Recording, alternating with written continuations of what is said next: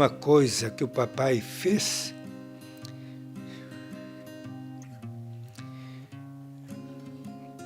foi me dar aquele abraço. Deus não escolhe os sábios, Deus escolhe as pessoas disponíveis. Basta dizer sim e aí Deus carrega. Olá, seja bem-vindo! Hoje nós vamos conversar com o Dom José Balestieri, que mora em Rio do Oeste.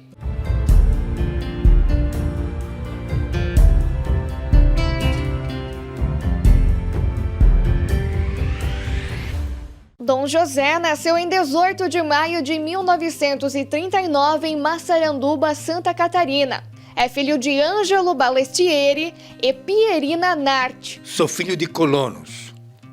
E há 81 anos atrás, você pode imaginar como era a vida de um colono, né? Aqueles que vieram da Europa, os nossos avós, eles fugiam da Itália porque diziam assim, morrer na Itália ou morrer na América, vamos tentar a América, buscar um futuro, né? Então meus pais viviam da colônia. Tinha aquela vaquinha, os porquinhos, as galinhas, trabalhavam na roça, plantavam milho, essas coisas, né, para sobreviver. E eu sou o 8º filho, né? Uma família com... Mamãe teve 8 filhos, a mais velha com 2 aninhos, acompanhando a mamãe para a estrebaria. Ela estava com o pé machucado, pisou, diz a mamãe, na urina da vaca, né? E aí deu tétano, morreu, coitadinha, né? Então, essa eu não conheci. Mas nós criamos assim na roça, né? Eu passei o tempo todo da minha infância na roça, trabalhando com a mamãe, até ir para o seminário de Ascurra. Ele conta como eram as brincadeiras na época. Não havia esses brinquedos que a gente vê na loja hoje, né? Muito sofisticados. A gente inventava. Tinha aquela de correr com um raio de bicicleta, a gente fazia os brinquedos, o carrinho de 4 rodas, direcionado com os pés. A roda era feita na base do facão, né? A gente riscava com lápis, depois furava com prego e a gente inventava. E brinquedos de se esconder, de correr, era coisa de criança. Foi batizado em 18 de junho de 1939. Dom José diz que houve um fato que marcou muito a infância. Eu nasci 18 de maio e o meu pai faleceu dia 23 de junho. Papai ficou 6 meses no fundo de uma cama, sofrendo com câncer. Naquela época, quem era acometido pelo câncer, o destino era o cemitério mesmo, porque dificilmente encontrava remédio para curas, né? A mamãe, depois de um mês de ter dado à luz, ela foi para a roça, porque precisava trabalhar, né? Papai, como eu disse, ficou 6 meses no fundo de uma cama. E um dia, uma tardezinha, quando ela voltou da roça, ela foi no quarto para ver se eu estava bem, né? Porque minhas irmãs também mais velhinhas, o mais velho já estava no seminário de Ascurra, que ficou padre Cláudio, já é falecido. Então, as outras minhas irmãs, 12, 13, 14 anos, ficavam brincando. E quando a mamãe entrou no quarto, ela viu que o papai estava comigo, entrando no colo, né? Só que o papai já estava morto. Foi um grande choque para a mamãe, certamente, né? Quando a mamãe me contava isso, ela também chorava. Porque ela esperava encontrar o papai ainda vivo, né? E ela viu que a última coisa que o papai fez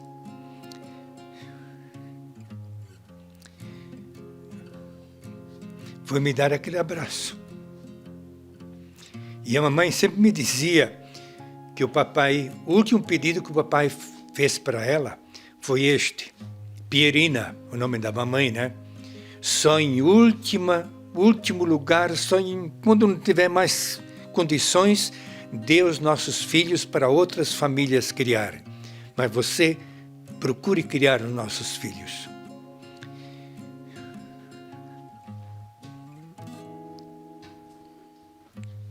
E a mamãe fez isso.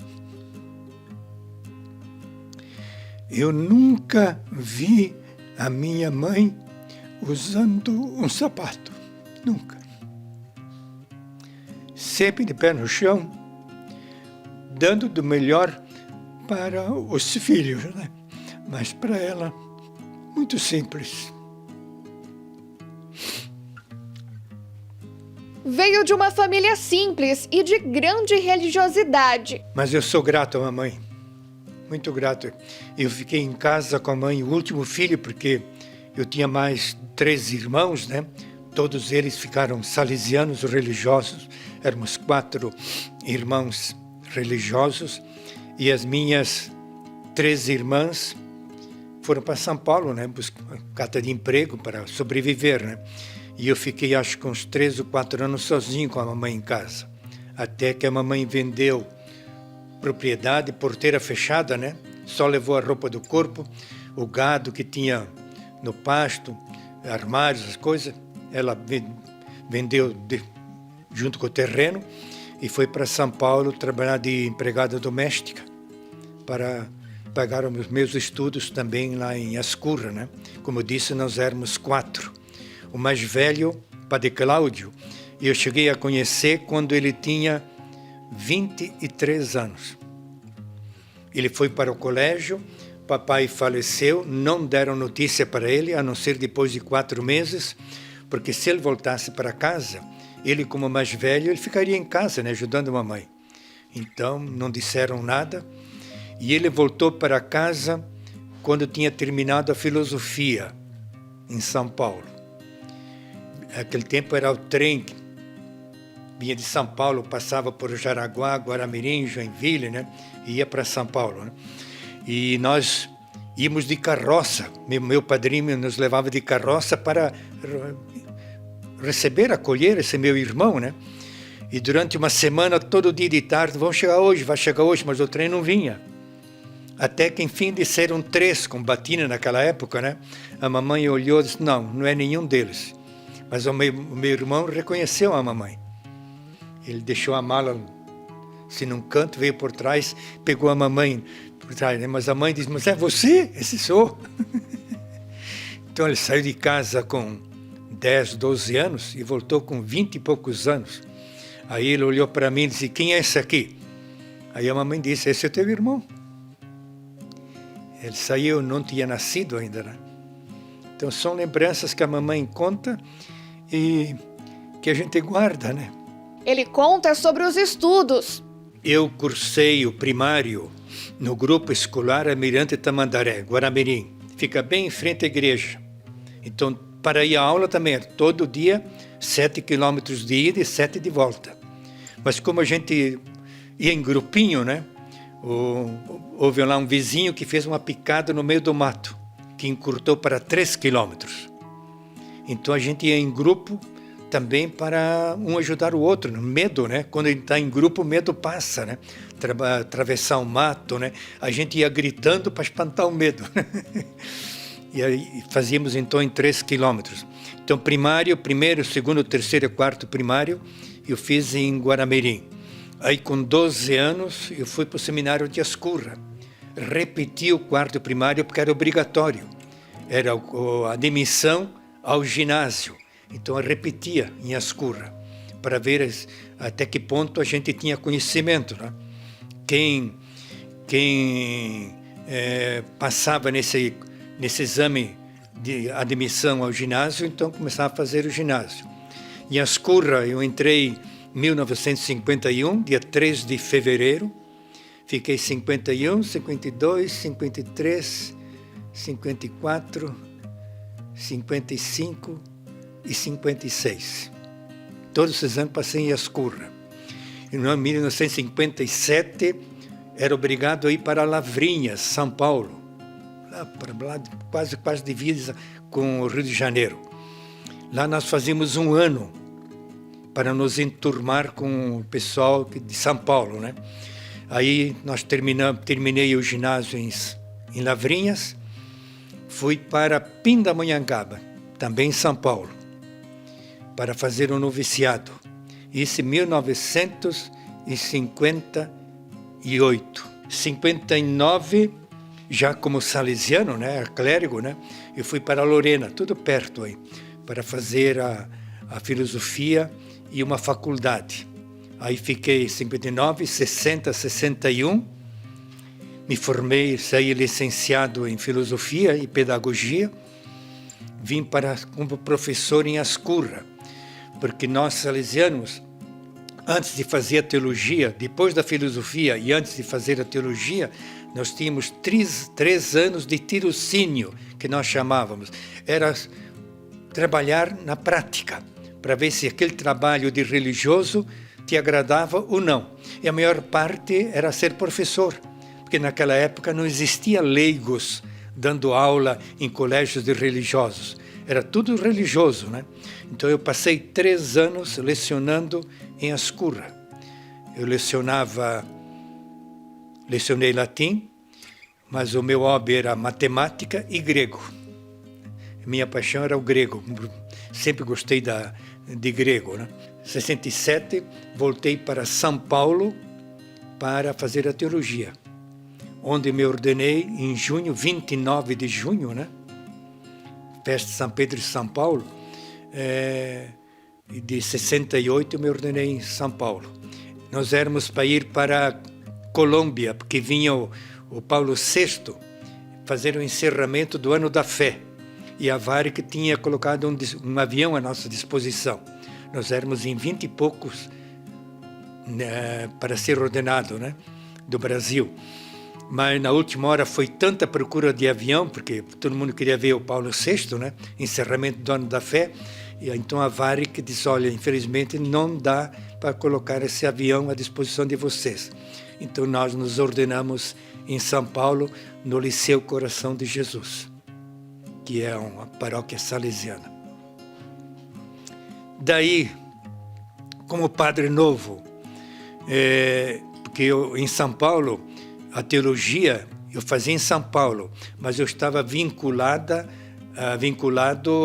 à Universidade Salesiana de Roma. E aí eu tive um esgotamento muito forte para dar conta dos estudos, né? Que então nesse primeiro ano de padre, eu passei em Porto Alegre, no Colégio Dom Bosco, Casa Pequeno Operário, dando aulas de marcenaria, eletricidade e tipografia. Eu tive que me virar, aprender era o ginásio industrial, né, para transmitir o ensinamento para esses alunos. Isso em 69. Em 70 fui transferido para Bagé, Colégio Auxiliadora. Só tinha alunos filhos de fazendeiros. Até do Uruguai vinham, só homens. Fui para lá para ser administrador. Quando cheguei lá, me deu um choro, porque o colégio, eles tinham derrubado o colégio antigo, né, e construído um novo. Mas o novo nem janela tinha. E funcionava, né? Porque havia muitos alunos, mas poucos tinham de pagar, porque lá tinha um convênio que nascia uma criança, o pai já ia pagando as anuidades para o filho. E quando o filho chegou na idade de começar a escola, já tinha pago tudo. Então não havia receita. Então foram anos muito difíceis para mim, padre novo, né? Começar a lutar. Aí fiquei como ecônomo 1 ano.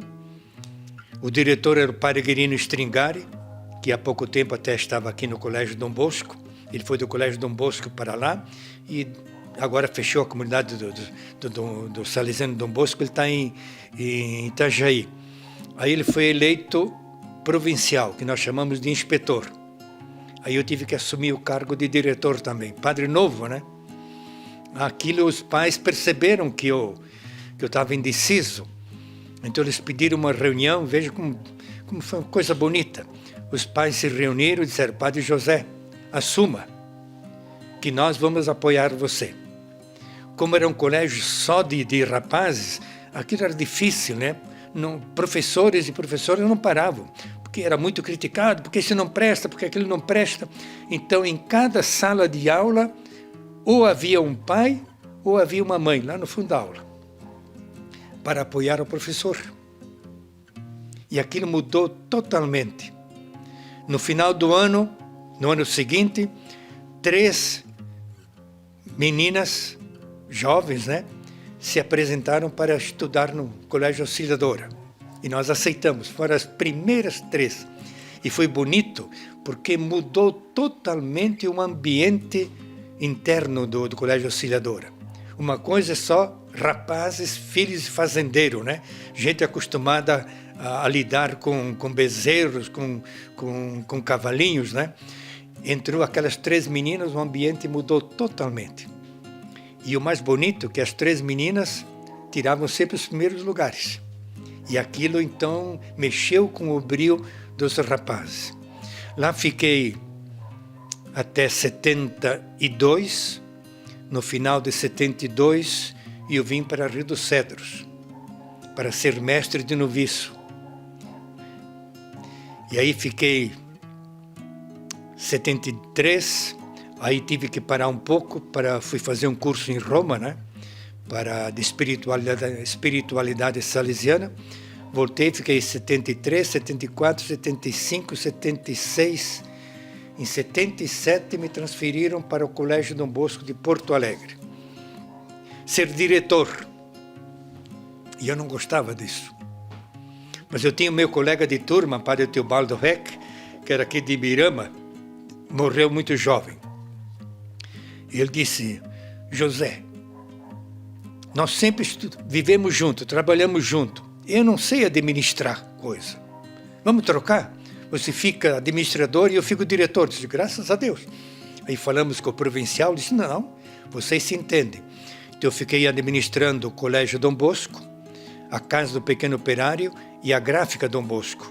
Pegavam um quarteirão inteiro, né? Aí estavam todas as obras. Hoje é a Faculdade Dom Bosco lá, além do Colégio Dom Bosco, onde o diretor é Osvaldo Dalpiaz, que é aqui de Presidente Getúlio. Ele é o diretor lá do Colégio Dom Bosco. Lá fiquei até 80, 79, 80, 83. Em 84 eu fui nomeado ecônomo da província, da Inspetoria Salesiana, que pega Paraná, Santa Catarina e Rio Grande do Sul. Eu tive a sorte de me assessorar muito bem. Nós tínhamos um contador muito bom e depois peguei um advogado também muito amigo, que me ajudava bastante. E aí fui estudando, né? Administrando. Eu fiquei administrador depois, acho que uns 25 anos. Mas aquilo foi uma experiência adquirida, né?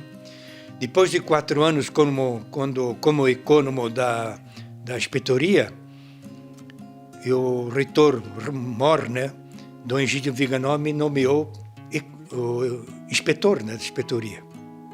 Então, deixei de ser ecônomo para ser inspetor, e aí fiquei até final de 90. Começou o ano de 91, o meu sucessor, Elvésio Baruffi, que também era de Massaranduba, né, disse: é verdade que você vai ser bispo? Disse: que história é essa? Porque quando você é nomeado bispo, você não sabe de nada, agora todo mundo sabe. É o segredo, né? Que, menos o Papa, só o único que não sabe é o Papa, todo mundo sabe, né? Eu disse: não, eu não recebi nada ainda e nem quero ser, minha vocação é trabalhar com jovens. Então ele disse: você quer ir para Ascurra? Disse: eu vou, mas eu quero ser administrador em Ascurra, porque em Ascurra tinha muita terra. Então podia produzir, né? Ainda hoje as terras estão aí. Colhe mais de 10.000 sacas de arroz. Eu disse: não, eu quero administrar. Não, você vai ser como diretor. Tá bom, então fui lá. No primeiro dia de aula, eu estava na porta da sala, né? Os alunos entrando, eu lecionava matemática ainda. Veio o padre Paulo, que ainda está em Ascurra, e me entregou uma carta, que vinha de Roma. Ele riu, mas eu guardei a carta. Depois que terminei a aula, abri, era a minha nomeação para bispo de Humaitá. Humaitá, barbaridade. Lá no Amazonas, eu pensei que fosse Humaitá, Rio Grande do Sul, que lá perto de Santa Rosa tem Humaitá e tem Humaitá em Porto Alegre também, um bairro chamado Humaitá. Aí começou a briga com o núncio apostólico, né? Que é o representante do Papa aqui no Brasil, morava no Rio de Janeiro.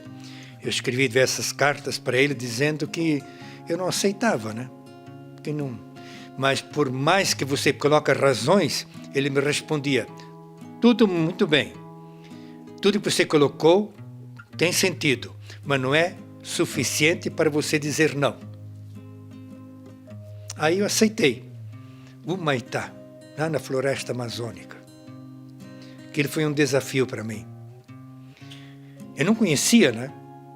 Cheguei lá no começo fui ordenado aqui em Guaramirim, né? Começo de 91. Cheguei em Humaitá 2 meses depois.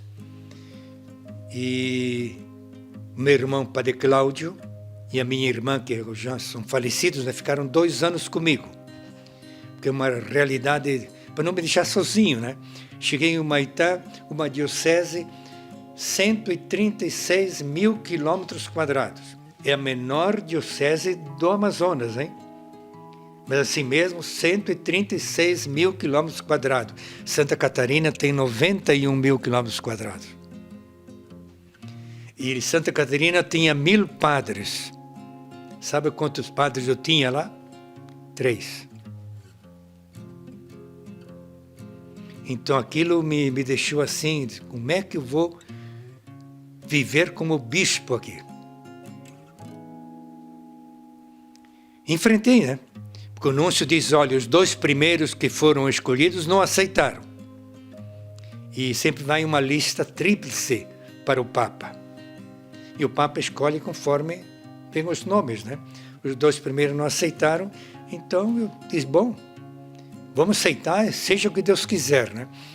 Na primeira viagem que eu fiz de barco, eu fiquei 2 meses fora de casa. Porque a gente ia e não sabia quando voltava, né? Porque as viagens de barco pelo Rio Madeira, a gente não conta por quilômetros. É por hora, é por dia, é por semana. Porque às vezes o rio vem aqui, faz isso aqui, ó. Quase encosta de novo, vai para lá. Então são dias e dias para fazer 2, 3 quilômetros, né, de barco. Porque o barco tinha aquela velocidade, você aumentou a velocidade, ele empina e vai para o fundo. Então fiquei quase 2 meses fora. Quando nós voltamos, não encontramos nada dentro de casa. Tinham roubado tudo. Foi uma segunda, sim, um momento muito triste, né? Puxa, a gente sai de casa, volta e não encontra nada. Mas há aspectos fantásticos, lições bonitas que eu recebi em Humaitá. Com toda simplicidade eu digo, eu aprendi mais do que ensinei. O povo me ensinou mais do que eu ensinei para eles. Vou contar somente 3 fatos que me marcaram fortemente. Depois de uma viagem, nós estamos indo para visitar as comunidades ribeirinhas e era tempo de seca. O Rio Madeira chama-se Rio Madeira porque as águas vão comendo as margens, né? E as árvores vão caindo. Então, eu disse para o barqueiro, o prático, né, que nós chamamos, que tinha o apelido de Cheiro, é o Sebastião. Por que Cheiro? Porque ele foi o prático do primeiro bispo, do segundo bispo e do terceiro. Então era Cheiro do bispo. Sebastião, acho que ele já faleceu. Muito bom. Estava eu, meu irmão, minha irmã e ele. E eu via que os peixes, quando o barco tem um motor de centro, né? Então ele faz aquelas ondas, eles chamam de banzeiro. E os peixes pulavam pensando que fosse cachoeira. Eu disse, me dá a direção do barco, o que eu devo fazer? Ele disse, não, aguenta aqui no meio do rio. O Rio Madeira é 1 quilômetro de largura, né? Se aguenta no meio do rio, não tem problema. O que o senhor quer de mim? Então, pega a tarrafa aí e joga. Vamos fazer um churrasquinho de peixe, né? Os peixes estão pulando aí, ó. Quanta lenha seca na margem, né? Aí ele jogou a tarrafa, vieram 3 tucunarés. Mais de 5 quilos cada um. O peixe lá, o tucunaré é o que mais dá, né? Aí ele pegou, pegou, jogou, pegou, jogou. Disse, o que o senhor está fazendo, Cheiro? Disse, sou bispo, nós somos em 4, um peixe só basta. A minha cabeça de solista, né? A gente tira um frango do freezer, já coloca 2, porque sempre você está cheio, né? Lá não, é a primeira lição. Se eu preciso de um peixe só para sustentar a minha família, eu não vou pegar 2. Vou pegar um só, porque senão estraga, né? E ele jogou aqueles 2 na água e disse, seu bispo, amanhã o Rio Madeira vai devolver. Então foi a primeira grande lição. Ter o necessário, somente o necessário para hoje. Porque amanhã eu não sei se estou vivo, para que jogar fora e estragar a comida, né? Segunda grande lição, e essa me tocou o coração mesmo. Eu voltava sozinho de uma viagem que fiz pela Transamazônica. A Transamazônica começou no Pará, devia ir até o Acre, mas parou em Humaitá. E a Transamazônica, eu tinha até fotos aí com o meu carro atolado, né? No tempo da seca, um espetáculo. Uma avenida enorme, 16 metros de largura. Agora chega aquela ponte de madeira estreitinha, né? E só passa um carro por vez. E eu fiz sozinho essa viagem, passei mais de um mês fora, visitando mais de 50 comunidades de solistas ao longo da Transamazônica. Então eu ia parando, rezando a missa. Na volta, era passado meio-dia já. Aí eu vinha direto, né? Quando eu ia parando e atendendo as comunidades. Na volta, vinha direto. Uma senhora com um neném no colo me fez um sinal com uma toalha.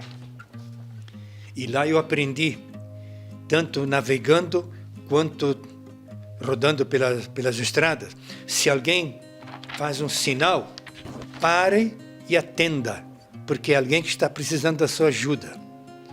O caboclo amazonense já nasce com a solidariedade no sangue. Porque quem não é solidário não sobrevive na floresta amazônica. Lá um precisa ajudar o outro. Hoje é eu que preciso, amanhã é ele que precisa. Então eu parei o jipe, eu vinha de jipe, e ela olhou para mim e me reconheceu.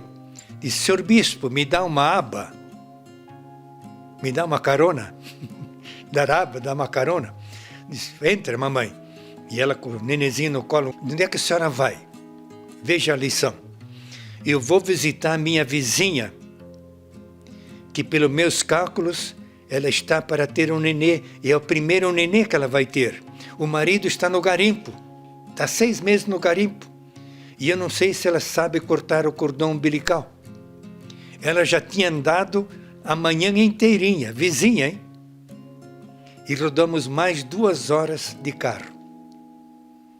Aí ela ia olhando, porque a gente não via as casas. As casas estão no meio do mato, né? A Transamazônica é aquela estrada solitária, ninguém vê nada.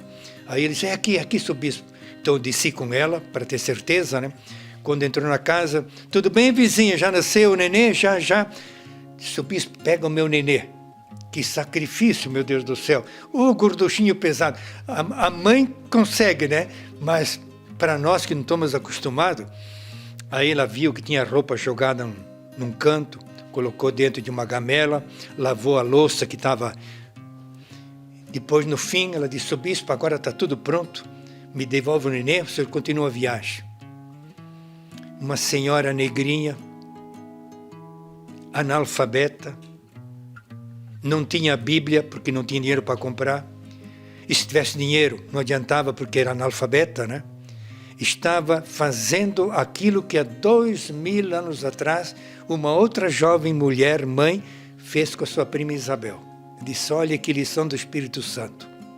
Eu sei de cor esta passagem da Bíblia, mas nunca fiz esse gesto que essa mãe morena, né, fez para com a sua vizinha que morava longe.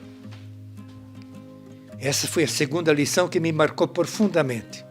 Como o Espírito Santo, como Deus, né, faz coisas maravilhosas através das pessoas. Deus não escolhe os sábios, Deus escolhe as pessoas disponíveis. Basta dizer sim e aí Deus carrega. Terceira lição. Tinha um terreno de 30 de frente por 60 de fundo. Em cima, uma casa com 3 apartamentos. E no lado, um galpão grande, que era uma fábrica de móveis, de um solista. Mas ele nem chegou a inaugurar, desistiu porque fabricar móveis para vender para quem? Se o colono, se o caboclo dorme em rede. E não tem dinheiro para comprar, né? Então ele desistiu, foi para Porto Velho e ficou lá o imóvel parado. Aí eu fui atrás do dono, perguntei, olha, uma casa com 3 apartamentos dentro, né? E esse terreno, um galpão enorme, né? Disse, quanto que o senhor quer? Disse, olha, dando 8 mil, estou contente. Aí eu escrevi uma carta para a Áustria, pedindo esse dinheiro. Disse, mas como? Só isso? Disse, não, só isso. Porque os terrenos aqui não valem. Ninguém quer terreno no Amazonas, a não ser os solistas. Mas o caboclo não se interessa por terreno. O caboclo constrói uma casa em cima do terreno da comunidade, da igreja, né? E se alguém reclamar, não, pode deixar, eu vou mudar, vou para mais para frente. Eles querem ter só um lugar para formar aquela aldeiazinha, mas eles não se preocupam com o terreno. Aí a primeira coisa que eu fiz, sabe o que foi? Cercar o terreno. E dentro do terreno, bem atrás da casa, tinha um jambeiro. O jambo é uma fruta que, quando amadurece, você tem que comer. Não adianta colher hoje e guardar para amanhã, porque ela vira um isopor. Tem que comer, colher e comer. Eu cheguei em casa, ficava uns 2-3 quilômetros do centro, né? E vi aquela árvore mexendo. Olhei, cheio de garotos, né? Disse, garotada, o que vocês estão fazendo aí? Seu bispo, estamos comendo jambo. Sim, mas vocês não viram que está cercado por um muro? Mas o muro foi o Senhor que construiu. A natureza não constrói muro. Foi a terceira grande lição. No dia seguinte, o muro veio abaixo. Derrubei tudo. Ninguém disse, isso aqui é meu. Isso aqui é da natureza. Eu passo por aqui, estou com fome, vou lá, tiro o necessário. Você não via uma fruta no chão. Aquela fruta que escolhiam era para comer na hora. Estou satisfeito? Não levo para casa. Deixa no pé. O pé é que vai conservar. Eu não tenho geladeira em casa, não tenho nada para quê levar para casa e estragar. Então foi a terceira grande lição que eu aprendi. Muitas outras lições, né? Mas essas 3 me gravaram profundamente. Eu tive que mudar a minha cabeça de solista, né? Para ter a cabeça do caboclo amazonense. Se eu chamo você de cabocla, você se ofende. Se eu digo para um amazônida, você é caboclo? Graças a Deus, eu sou caboclo amazonense. Para ele ser caboclo é uma honra, né? É alguém que defende a terra, que protege a terra. Outra pequena lição. Eles constroem a casa. Não tem quarto, é tudo com rede, né? Se eu fiz a porta aqui, e aqui na frente nasceu um pezinho de árvore, eu mudo a porta, mas não corto o pé de árvore. Porque a mata é que me sustenta. A Bíblia do caboclo amazonense são as águas e são as florestas. Deus fala através das águas e Deus fala através da floresta. É das águas e das florestas que eles tiram o alimento para sustentar a própria família. São lições que quem vai para lá aprende. Quem lê simplesmente no livro, os nossos livros que falam do Amazonas estão muito atrasados. São escritos por alguém que nunca esteve lá. Qual é o político que fala do Amazonas que já esteve lá? Não em Manaus, no interior. E precisa ir para o interior para conhecer o que é a realidade amazônica. Por que eles defendem, né, a água e as matas? Porque aí está a vida. Aí está o futuro do povo do Amazonas. Vão nossos solistas, né, a maior parte é gaúcho e catarinense e paranaense. Ganham 1.200 hectares, 2.000 hectares de terra e choram porque acham que é pequeno, é pouco. O que eles fazem? Colocam um trator. O trator lavra tanto assim, né? O que vem debaixo da terra tanto assim? Pura areia. Aí não dá para plantar. Aí faz a criação de gado. O caboclo não tem enxada. O caboclo tem um facão que eles chamam de terçado. E eles pegam um gancho de árvore, pegam a toiça e cortam a toiça. Ele não mexe com a terra. Porque ele sabe, se eu mexer com a terra fica improdutiva. A terra boa vai para baixo e vem para cima a areia. Nós solistas chegamos lá, viramos tudo. E aí não produz nada. Então somente quem vive lá sabe o valor da floresta e sabe o valor das águas. A maior alegria do caboclo é quando dá aquela enchente enorme, né? A casa é flutuante, eles constroem em geral em terra firme, que eles chamam, é no morrozinho, né? Porque quando dá enchente, a água invade a mata. Lá os peixes desovam, caem as frutas, o peixe come. Quando o rio abaixa, todos os peixes bonitos vão para o rio e a pesca é abundante. Por isso que eles conservam a água e a mata. Um ajuda o outro. O Núncio me chamou, eu estava 5 anos em Humaitá. O Núncio me chamou para Brasília e disse: você foi transferido para Roraima, norte do país. E eu tinha estado lá. Um trabalho muito forte com os índios. O hospital só para atender índio. E um salão paroquial, tipo assim, maloca de índio. Tudo para o índio, né? Eu disse, meu Deus do céu, lá o bispo era Dom Gino. Dom Aldo Mugiano, um italiano. Aí eu disse, não, eu não aceito Roraima, porque eu estou há 5 anos em Humaitá, não conheço nem a milésima parte da diocese. Eram mais de 500 comunidades. E eu fiquei 8 anos lá, umas 100 comunidades eu nunca visitei. Não deu tempo, né? Porque na época da chuva, o barco não entra porque você não sabe onde está o canal do rio, né? E pode bater numa cacaia, como eles diziam. A cacaia é uma árvore que cai, apodrece a parte branca e fica o cerne aí, né? Se o barco bate aí, fura. Porque o barco vai a 10, 15, 20 km por hora, mas a 2.500 rotações. Vai com força, né? Então, se ele bate aí, fura a tábua do barco a 5 centímetros. Eu disse, não, eu não aceito ir para Roraima, primeiro, porque eu não tenho formação para trabalhar com índio. Eu não fiz curso de missionologia.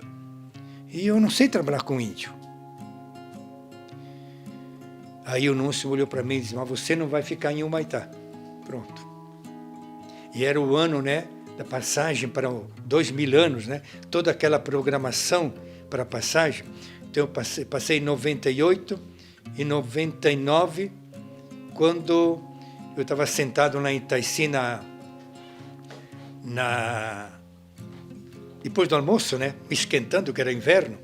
Aí chegou o secretário, Monsenhor Andréas, e me disse, Dom José, então vamos para Santa Catarina? Eu disse, se vocês mandarem, não, está tudo suspenso. Disse, graças a Deus, até que o Espírito Santo iluminou vocês.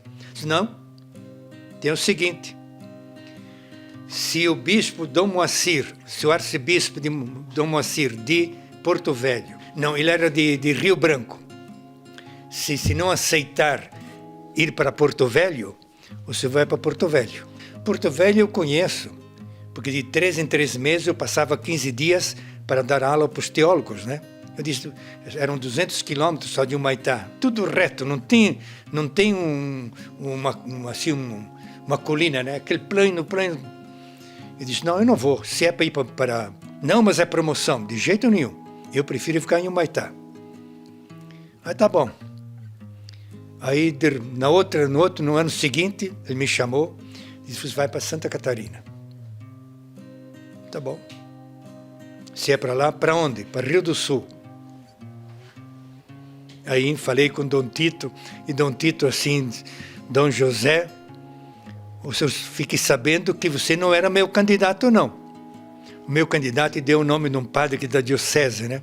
Mas você seja bem-vindo, tá? Está bom, Dom Tito? Obrigado. E Dom Tito para mim foi um pai, né? Ele me ajudou muito. Porque quando eu fui para Humaitá, eu tive que virar caboclo, deixar de ser catarinense para ser caboclo. Agora, volta para cá, tem que deixar de ser caboclo para ser um solista. É uma metamorfose na cabeça da gente que é dura. E é difícil compreender isso. No ano passado, nós tivemos um encontro aqui com um indiano, um padre, né? E ele disse, vocês não sabem o que é para nós vir trabalhar no Brasil. A mudança que ocorre aqui dentro.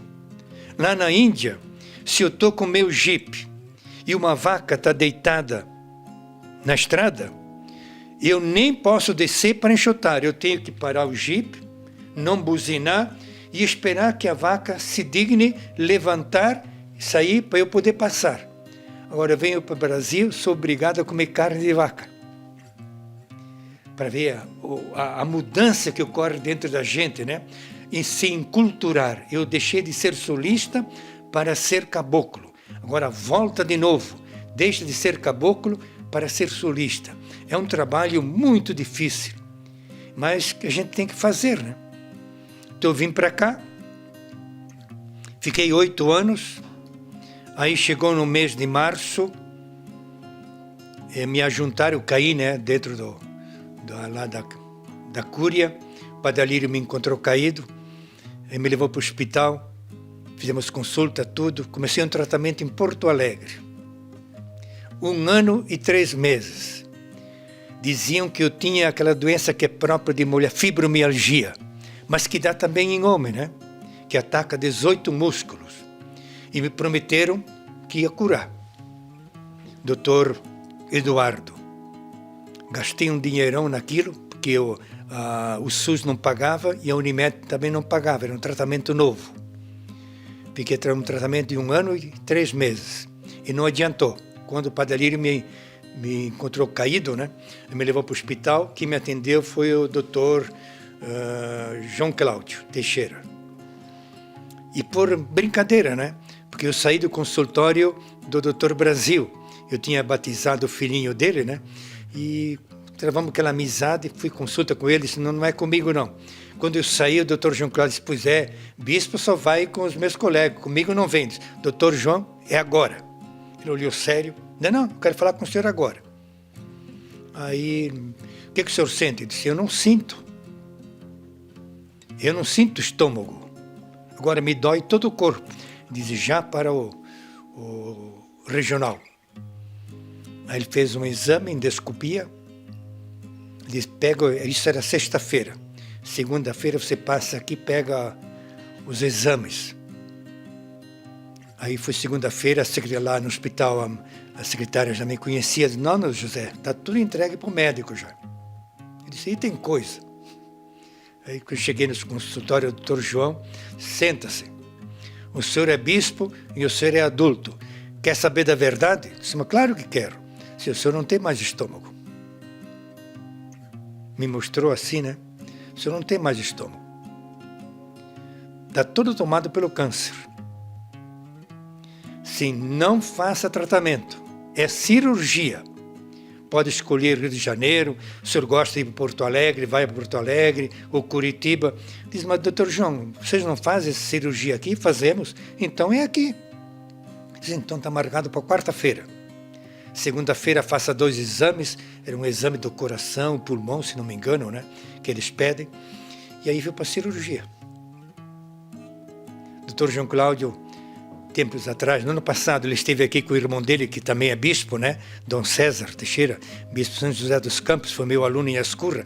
Então eu tinha muita intimidade com a família Teixeira, né? Estamos aqui sentados. O doutor João Cláudio falou assim, eu vou dizer para Dom José aquilo que eu não falei para o meu irmão, que é bispo, e estava também o doutor Jair, os dois, né? Foi a melhor cirurgia que eu fiz durante a minha vida de médico, diz ele. E até hoje, né? Ele me deixou só, eu fiquei com o estômago de criança recém-nascida. O que podia cortar, ele cortou tudo. E ficou um estômago pouquinho, né? Claro que o estômago cresce um pouco, né? Mas não chega aquele estômago normal. Depois de 5 anos, fiz um exame com ele, está ótimo. Você pode morrer de bala perdida, agora de câncer você não morre. Antes de ir para a mesa de cirurgia, o Dr. João Cláudio falou, olha, nós não garantimos nada. Nós operamos muita gente de câncer, estão andando por aí, outros já estão no cemitério. Só depois de abrir é que nós podemos dizer uma palavra, né? Então eu escrevi uma carta para Bento XVI, porque um bispo numa diocese ficou 1 ano e 2 meses em coma. Não podia nomear um bispo novo porque o bispo estava vivo. E o bispo que estava vivo não tinha condições de pedir renúncia porque estava em coma. Então ficou 1 ano e 2 meses numa diocese sem bispo, sem a cabeça, né? Aí fica difícil. E eu me lembrei disso aí. Eu disse, não, eu não quero que aconteça em Rio do Sul essa história. Então peguei, escrevi uma carta para Bento XVI, coloquei uma carta também de apresentação do Dr. João Cláudio, dizendo qual era a minha situação, e pedi renúncia. Aí o Bento XVI me escreveu, disse, olha, eu vou te mandar um coadjutor, porque é mais fácil mandar um coadjutor do que um bispo novo, porque o bispo novo precisa consulta, né? Demora 2, 3, 4 anos para a consulta. Se eu já tenho um bispo, então manda um bispo coadjutor. E mandou Dom Agostinho. Então, quando Dom Agostinho chegou, disse, Dom Agostinho, assuma. Eu tinha recém sido operado, né? Dia 6 de agosto de 2006. Dom Agostinho chegou no começo de 2007. Então, ele assumiu. Aí eu vim para cá. Desde 2007 estou aqui. E estou feliz aqui, sabe? Estou feliz. O povo aqui de Rio do Oeste é muito bom para comigo. Ajudou na construção da Cúria e do Secretariado Diocesano de Pastoral em 2001, prédio amplo e equipado que abriga os vários setores da administração e da pastoral diocesana.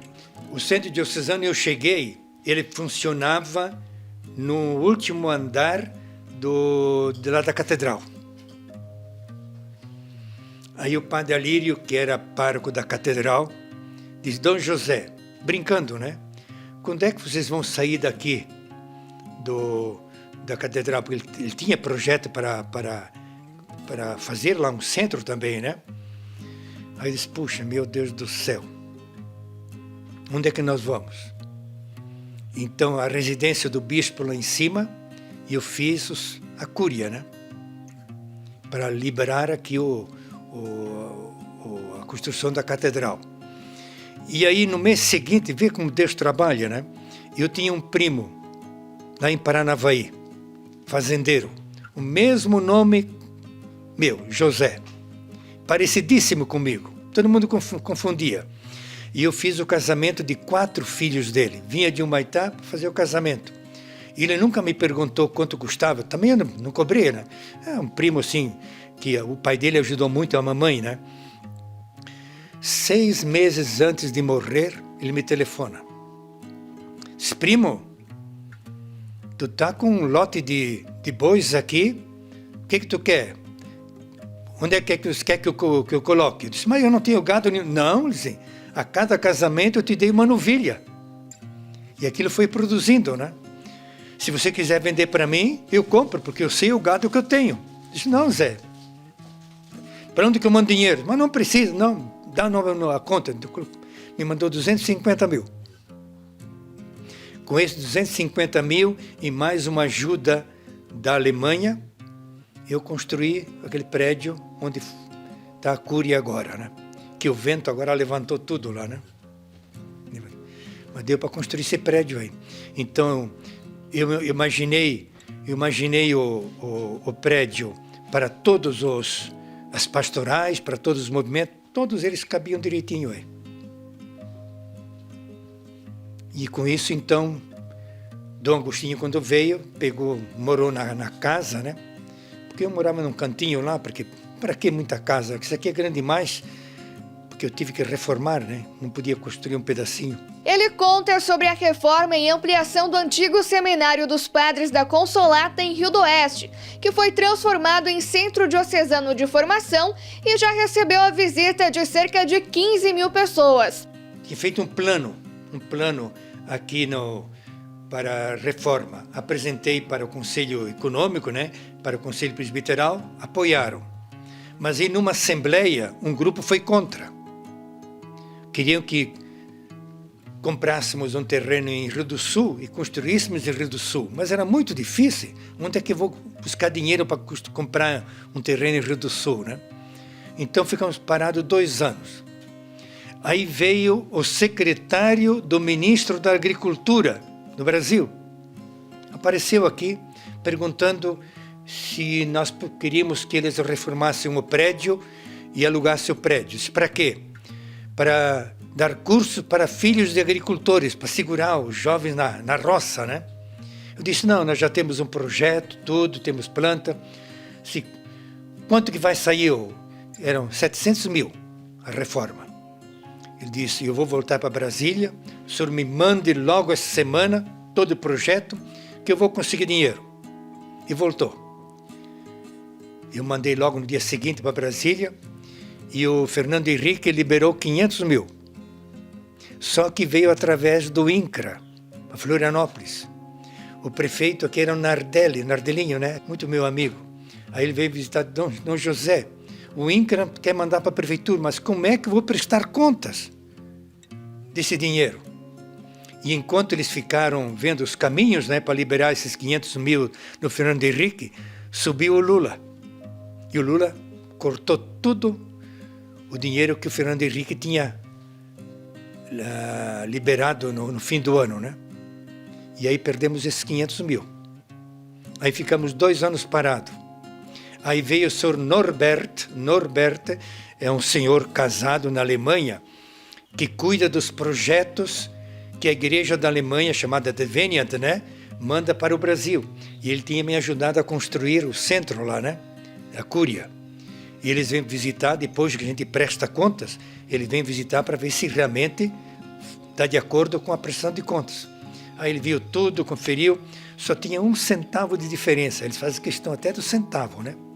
Diz, o senhor errou aqui num centavo, veja onde é que o senhor errou. Aí ele disse, e aquele pedido para uma ajuda, né? Para o centro de formação? Diz, está tudo parado. Diz, não, eu quero ver. Aí o padre Alírio, que era o coordenador de pastoral, trouxe, porque eu estava ocupado lá, e ele veio aqui, visitou, quando voltou, disse, sou bispo, se o senhor deixar aquele prédio se perder, o senhor vai prestar contas a Deus quando o senhor se encontrar com ele. Esse é um prédio histórico e estava tudo abandonado, né? Ficou mais de 20 anos abandonado esse prédio. Diz, o dinheiro que você pediu para a Devenia vem integral. E eu vou ainda ver se consigo outras dioceses na Alemanha, me consigo mais 2, que vão ajudar o senhor. Aí começamos a reforma, mas com 5, 6 anos de atraso. Gastamos 1.750.000. Mas esse centro aí custou, mas vale a pena. Vale a pena porque é um centro que serve aqui a cidade, serve também toda a nossa diocese, né? E serve outras dioceses, né? Pena que esse ano não houve um encontro aqui. Foi tudo cancelado até fevereiro do ano que vem, tudo fechado. Porque nós colocamos a diocese, os bispos do Brasil, colocou a vida acima de tudo. Começamos em 2013, eu creio. O padre Amarildo Bertoldi, que era pároco da catedral, é que administrava, que eu não tinha condições, né? Quando ele foi transferido da catedral para Trombudo Central, então eu peguei a administração também aqui. E acabamos 2009. Foi o primeiro encontro pastoral da criança. Veio o Brasil inteiro para cá, coordenadores da pastoral da criança, né? Mas não estava terminado ainda. E a dona Cleusa foi, então, a primeira funcionária aqui que veio administrar, ajudar. Dom José recebeu o título de cidadão rioestense na Câmara de Vereadores de Rio do Oeste em 2008. Um título concedido a pessoas não nascidas na cidade e que contribuíram para esta comunidade e também como demonstração de acolhida e reconhecimento do povo de Rio do Oeste. Tem de Rio do Sul, tenho aqui. Tem de Guaramirim também, que deve estar aí nesse quadro ainda. Recebi depois, quando fiz 50 anos de padre, né? Fui rezar, porque eu estudei, é do Colégio João Menino Tamaré. Como eu estudei lá, né? Me deram esse título também. Desde o fim de 2010, Dom José tem o programa Hora da Ave Maria, na Rádio Rio do Oeste FM, de segunda a sexta, às 6 horas da noite. Porém, nesse momento de pandemia do novo coronavírus, está afastado. Ele conta como tudo começou. Quem me pediu foi a presidência da rádio, né? Se eu queria ter um momento que seria muito bom. Então comecei com a filha do São João, o vidraceiro, né? Que eu não sei onde ela está agora, se está em Jaraguá, porque ela foi para Laje, depois para Caçador. Comecei com ela, mas ficou acho que 1 ou 2 meses, aí veio o Zé, né? E eu me dei muito bem com o Zé, né? Então, deixei porque o bispo disse, não, você é pessoa de risco, então enquanto não passar isso aí, você não pode trabalhar. Então, me afastei um pouco. Já escreveu vários livros. Eu sempre coloco que eu sou compilador. Porque alguém me manda um artigo, eu leio, gosto daquilo, faço uma síntese, o outro me manda e vou ajuntando. Sai um documento do Papa, num linguajar muito difícil, para colocar na mão do nosso povo, eles não vão entender, é um linguajar eclesiástico, teológico, acadêmico, né? Então eu pego aquilo e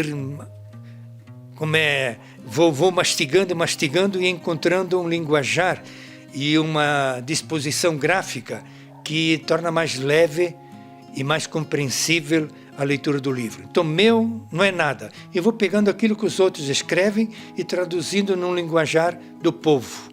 Então, não é nada meu. Eu acho que eu tenho mais de 30 desses aqui, né? Porque todo livro que sai do Papa, né? Evangelii Gaudium, eu faço uma síntese. Tudo que sai eu faço e coloco. Agora vai sair o novo diretório, né? Não chegou o livrinho ainda. Mas eu já tenho no computador. Peguei lá, entrei no Vaticano, né? Peguei o italiano, estou traduzindo, vendo, né? Quando chegar o português, já está impresso, só que o nosso correio não está funcionando muito bem, né? Está demorando demais. Quando chegar a tradução portuguesa, eu vou comparar e traduzir esse diretório, que é fundamental, né, para a catequese.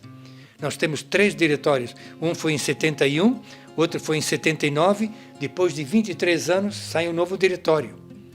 Porque o mundo mudou, né? Temos, sobretudo, a cultura digital. Como aproveitar na catequese, né, a cultura digital, que é o pão nosso de cada dia na mão dos jovens, né? Estou vendo você com o celular, com tudo, né? Hoje uma catequese sem essa cultura digital não vai. Como preparar? E o novo diretório fala sobre isso. Então nós temos que colocar esses textos que vêm do povo, que vêm da igreja, na mão do povo. Eu me lembro, isso faz uns 15 anos atrás, os bispos do Regional Nordeste 5 foram visitar o Papa, né? Que de 5 em 5 anos os bispos têm que se reunir e visitar o Papa. João Paulo II disse para meus bispos, vocês não podem exigir do povo aquilo que vocês não deram. Como é que eu vou exigir de um catequista que aplique isso se ele não entende? Se eu não expliquei? Então, eu preciso dar o pão mastigado, né? Para que aqueles catequistas de instrução mais simples possam entender, assimilar e depois repassar para os seus catequizandos no linguajar deles.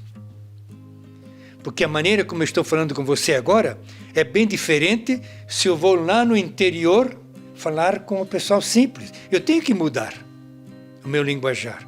Eu não posso falar um português clássico. Tenho que falar o linguajar deles, senão eles não me entendem. Dom José gosta de morar em Rio do Oeste. uma cidade do interior de Santa Catarina conhecida como Cidade da Amizade. Eu me criei no interior, me criei na roça. Então é no interior que eu me sinto bem, porque no interior você conhece todas as pessoas. Eu já não tenho mais a facilidade de guardar o nome das pessoas, né? Mas eu conheço as pessoas. Então facilita isso. Na cidade as pessoas são anônimas, não tem nome. Um passa perto do outro, esbarra, ainda xinga em vez de pedir desculpa, né? No interior não. No interior eu vou para o interior, eu entro pela porta do fundo, nem toco a campainha, porque todo mundo me conhece. Eu talvez não conheço todas as pessoas, mas em geral todo mundo me conhece, né? Então eu gosto muito do interior, é mais fácil. A vida é mais bonita, é mais assim social. A gente se conhece, a gente se para um pouco, tem tempo para parar, conversar um pouco. Nas grandes cidades é corre, né? Aqui não, pois a vida aqui é mais tranquila, né? Eu gosto muito disso.